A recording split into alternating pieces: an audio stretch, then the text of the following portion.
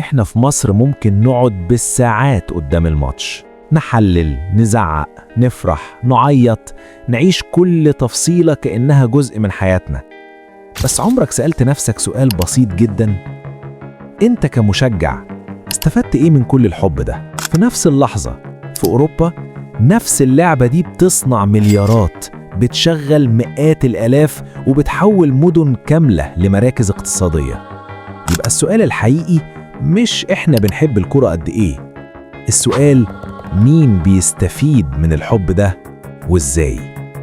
كرة القدم بره مش مجرد لعبة، دي صناعة كاملة. سوق كرة القدم العالمي وصل لحوالي 56 مليار دولار في 2024، ومتوقع يوصل ل 70 مليار في 2030. وده مش فلوس تذاكر بس، لا، ده اقتصاد متكامل شغال حوالين اللعبة. الدوري الألماني لوحده بيولد حوالي 14.2 مليار يورو في الموسم، وبيشغل حوالي 150 ألف شخص. كل 100 يورو بتدخل كرة القدم بتعمل حوالي 203 يورو زيادة في الاقتصاد، من أول الكافيه اللي جنب الاستاد لحد الطيران والفنادق والسياحة. تعال ناخد مثال أكبر، كأس العالم 2026 التوقعات بتقول إنه هيضيف حوالي 40.9 مليار دولار للاقتصاد بتاع الدول المستضيفة، ويوفر حوالي 824 ألف فرصة عمل. يعني ببساطة ماتش كورة هناك ممكن يفتح بيت. الموضوع مش اقتصاد وبس، الدراسات بتقول إن الناس اللي بتمارس كرة القدم بشكل منتظم أقل عرضة لأمراض زي السكر وأمراض القلب. وكمان اللعبة بتساعد إن الشباب يلتزموا بالتعليم أكتر، خصوصاً في الأماكن الفقيرة. يعني الكورة هناك بتبني إنسان مش بس بتسليه. بص على إنجلترا مثلاً، الدوري الإنجليزي لوحده حقق حوالي 8 مليار جنيه استرليني قيمة اقتصادية في موسم واحد.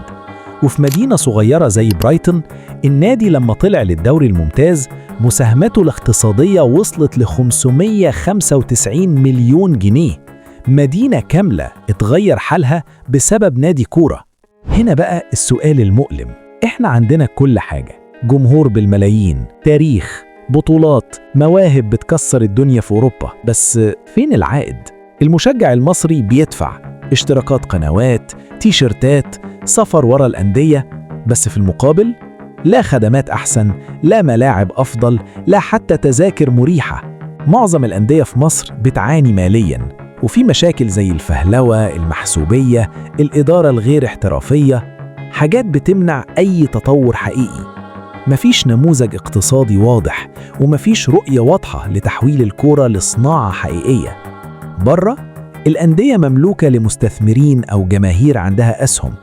في مصر كتير من الأندية مملوكة لشركات ومصانع بلا جمهور، دوري شركات. إحنا مش محتاجين نحب الكورة أكتر، إحنا بالفعل بنحبها زيادة عن اللزوم.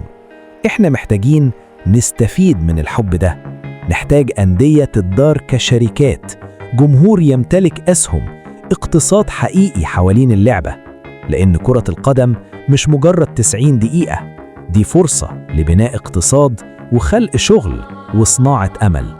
لو شايف إن الكلام ده لازم يوصل لكل مشجع، اعمل اشتراك وفعل الجرس، لأن اللي جاي هيغير نظرتك للكورة خالص.